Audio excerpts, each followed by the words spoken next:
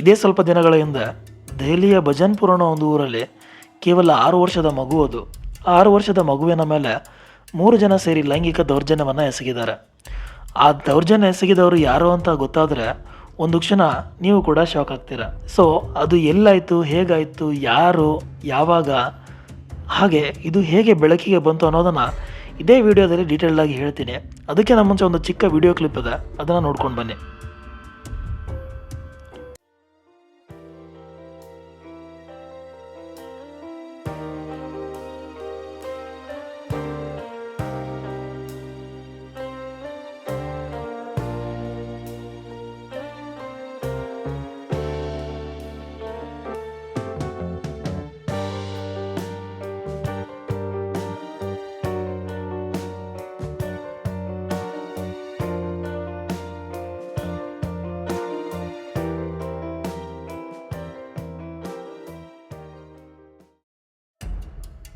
ನೋಡಿದ್ರೇ ಬೇಜಾರಾಗುತ್ತೆ. ಸೊ ಇದು ನಡೆದಿದ್ದು ಜನವರಿ 18, 2026. ಹತ್ತತ್ರ ಇದೇ ಕೇವಲ 2 ವಾರಗಳ ಹಿಂದೆ. ಅದು ಬೆಳಗ್ಗೆ 7 ಗಂಟೆ ಸಮಯ. 6 ವರ್ಷದ ಮಗು ತನ್ನ ತಂದೆ ಜೊತೆ ಬೈಕಲ್ಲಿ ಹೋಗ್ತಾ ಇರ್ತಾಳೆ. ಮನೆಯಿಂದ ಸ್ವಲ್ಪ ದೂರದಲ್ಲಿ, ಅಂದರೆ ಮನೆಯ ರಸ್ತೆಯ ಕೊನೆ ಬದಿಯಲ್ಲಿ ಆ ಮಗುವಿನ ತಂದೆ ಬೈಕ್ ನಿಲ್ಲಿಸಿ ಆ ಮಗುವಿಗೆ ಒಂದು ಚಾಕ್ಲೇಟ್ನ ಕೊಡಿಸಿ, ಆಯ್ತಮ್ಮ ನೀನು ಮನೆಗೆ ಹೋಗು, ನಾನು ಇಲ್ಲಿಂದ ಕೆಲಸಕ್ಕೆ ಹೋಗ್ತೀನಿ ಅಂಥೇಳಿ ಆ ಮಗುನ ಆ ತಂದೆ ಅಲ್ಲೇ ಬಿಟ್ಟು ಹೊರಟೋಗ್ತಾರೆ. ಆ ಮಗು ತಂದೆ ಕೊಡಿಸಿರೋ ಚಾಕ್ಲೇಟ್ನ ತಿನ್ಕೊಂಡು ಆಟ ಆಡಿಕೊಂಡು ಮನೆಗೆ ಹೋಗ್ತಾ ಇರ್ತಾಳೆ. ಮಧ್ಯದಲ್ಲಿ ಒಬ್ಬ ಹುಡುಗ ಬರ್ತಾನೆ. ಈ ಹುಡುಗ ಯಾರು ಅಂತಂದರೆ ಆ 6 ವರ್ಷದ ಮಗುವಿನ ಅಣ್ಣನ ಗೆಳೆಯ ಆಗಿರ್ತಾನೆ. ಸದ್ಯಕ್ಕೆ ಆ ಮಗುವಿನ ಅಣ್ಣ ಇರಲ್ಲ, ಯಾವುದೋ ಒಂದು ಕಾಯಿಲೆಗೆ ತುತ್ತಾಗಿ ಆ ಮಗುವಿನ ಅಣ್ಣ ತೀರೋಗಿರ್ತಾನೆ. ಆದರೆ ಆ ಮಗುವಿಗೆ ಈತ ನಮ್ಮ ಅಣ್ಣನ ಫ್ರೆಂಡೇ ಅಂತ ಅಂದ್ಕೊಂಡು ಆ ಮಗು ಅವನ ಜೊತೆ ಮಾತಾಡ್ತಿರುತ್ತೆ. ಆ ಹುಡುಗ ನಕಲಿ ನೋಟುಗಳನ್ನು ಆ ಮಗುವಿಗೆ ಕೊಟ್ಟು, ನಿನಗೆ ಚೌಮೀನನ್ನು ತಿನ್ನಿಸ್ತೀನಿ ಬಾ ಅಂಥೇಳಿ ಆ ಮಗುವನ್ನ ಕರ್ಕೊಂಡು ಹೋಗ್ತಾನೆ. ಚೌಮೀನ್ ಅಂತಂದರೆ ಇದೊಂದು ಚೈನೀಸ್ ಫುಡ್, ಇದು ಜಂಕ್ ಫುಡ್ ಅಂತ ನೀವು ತಿಳ್ಕೊಬೋದು. ಸೊ ಆ ಮಗು ಬಡ ಕುಟುಂಬದಿಂದ ಇರೋದ್ರಿಂದ ಇದೆಲ್ಲ ಮನೆಯಲ್ಲಿ ಅಷ್ಟು ಈಸಿಯಾಗಿ ಆ ಮಗುವಿಗೆ ಕೊಡಿಸಲ್ಲ. ಸೊ ಯಾರೋ ಗೊತ್ತಿಲ್ಲದಿರೋರಲ್ವಲ್ಲ, ಗೊತ್ತಿರೋನೆ, ನನ್ನ ಅಣ್ಣನ ಸ್ನೇಹಿತನೇ ಅಲ್ವಾ, ಕೊಡಿಸ್ತಾನೆ ಅಂತೇಳಿ ಆ ಮಗು ಕೂಡ ಆ ಹುಡುಗನ ಜೊತೆ ಹೋಗುತ್ತೆ.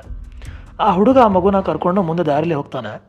ಅಲ್ಲಿ ಆ ಮಗು ನೋಡ್ತಾಳೆ, ಅವರಿಬ್ಬರಿಗಾಗಿ ಇನ್ನೂ 2 ಹುಡುಗರು ಕಾಯ್ಕೊಂಡು ನಿಂತಿರ್ತಾರೆ.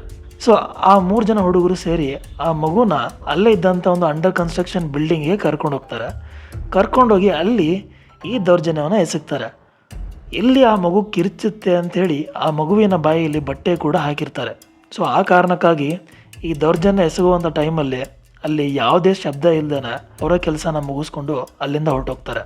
ಸ್ವಲ್ಪ ಹೊತ್ತಾದ್ಮೇಲೆ ಆ ಮಗು ಹಾಗೋ ಹೀಗೋ ಮಾಡಿ ಮನೆವರೆಗೂ ಬರ್ತಾಳೆ. ಪ್ರೈವೇಟ್ ಪಾರ್ಟಿಂದ ರಕ್ತ ಬರ್ತಾ ಇರುತ್ತೆ. ಹುಡುಗಿ ತುಂಬಾ ವೀಕ್ ಆಗಿರ್ತಾಳೆ. ಅವರಮ್ಮ ಏನಾಯಿತು ಅಂತ ಕೇಳೋಷ್ಟರಲ್ಲೇ ಆ ಮಗು ಅಲ್ಲೇ ಮೂರ್ಛೆ ಬಂದು ಬಿದ್ದೋಗ್ತಾಳೆ. ಅವರಮ್ಮ ಅಲ್ಲೇ ಇದ್ದಂಥ ನೀರನ್ನು ಸ್ವಲ್ಪ ಮಗುವಿನ ಮೇಲೆ ಚಿಮುಕಿಸಿದಾಗ ಹುಡುಗಿಗೆ ಎಚ್ಚರ ಆಗುತ್ತೆ. ಎಚ್ಚರ ಆದ ತಕ್ಷಣ ಏನಾಯಿತು ಅಂತ ಕೇಳಿದಾಗ ಮಗು ಹೇಳುತ್ತೆ, ಮನೆಗೆ ಬರೋವಾಗ ದಾರಿಲಿ ಬಿದ್ದೆ ಅಂತ ಹೇಳ್ತಾಳೆ. ಅವರಮ್ಮಗೆ ಗೊತ್ತಾಗುತ್ತೆ ಇದು ಬಿದ್ದಿರೋದಂತೂ ಅಲ್ಲ ಅಂತೇಳಿ. ಪದೇ ಪದೇ ಏನಾಯಿತು ಅಂತ ಕೇಳಿದಾಗ ಆ ಮಗು ನಾನು ಬರುವಾಗ ಬಿದ್ದೆ ಅಂತಲೇ ಹೇಳ್ತಾಳೆ. ಕೇವಲ 6 ವರ್ಷದ ಮಗು, ಅವಳೊಂದಿಗೆ ಏನು ನಡೆದಿದೆ ಅಂತಲೂ ಹೇಳೋ ಗೊತ್ತಿಲ್ಲ ಆ ಮಗುಗೆ. ಏನೋ ಕೆಟ್ಟದ್ದು ನಡೆದಿದೆ ಅಂತ ಗೊತ್ತು, ಬಟ್ ಏನಾಗಿದೆ ಅಂತೇಳಿ ಯಾವ 6 ವರ್ಷದ ಮಗುಗೂ ಕೂಡ ಗೊತ್ತಾಗಲ್ಲ. ಬಟ್ ಇಲ್ಲಿ ಒಂದು ವಿಚಾರ ಏನಂದರೆ, ಆ ಮಗುನ 3 ಜನ ಹುಡುಗರು ಕರ್ಕೊಂಡು ಹೋಗುವಾಗ ಅಲ್ಲೇ ಇದ್ದಂಥ ಇನ್ನೊಬ್ಬ ಹುಡುಗ ನೋಡಿರ್ತಾನೆ. ಆ ಹುಡುಗ ಈ ಹುಡುಗಿಯ ಮನೆಗೆ ಬಂದು ಆ ಹುಡುಗಿಯ ತಾಯಿಗೆ ಹೇಳ್ತಾನೆ, ಈ ಥರ 3 ಜನ ಹುಡುಗರು ನಿಮ್ಮ ಮಗಳನ್ನು ಕರ್ಕೊಂಡು ಆ ಬಿಲ್ಡಿಂಗಿಗೆ ಹೋಗಿದ್ರು ಅಂತ. ಆಗ ಆ ಮಗುವಿನ ತಾಯಿ ಒಂದು ಕ್ಷಣಕ್ಕೆ ಶಾಕ್ ಆಗ್ತಾರೆ. ನಂತರ ಅವಳ ತಾಯಿ ಮಗುನ ಕರ್ಕೊಂಡು ಹಾಸ್ಪಿಟ್ಲಿಗೆ ಹೋಗ್ತಾರೆ. ಮಗುನ ಅಡ್ಮಿಟ್ ಮಾಡ್ತಾರೆ.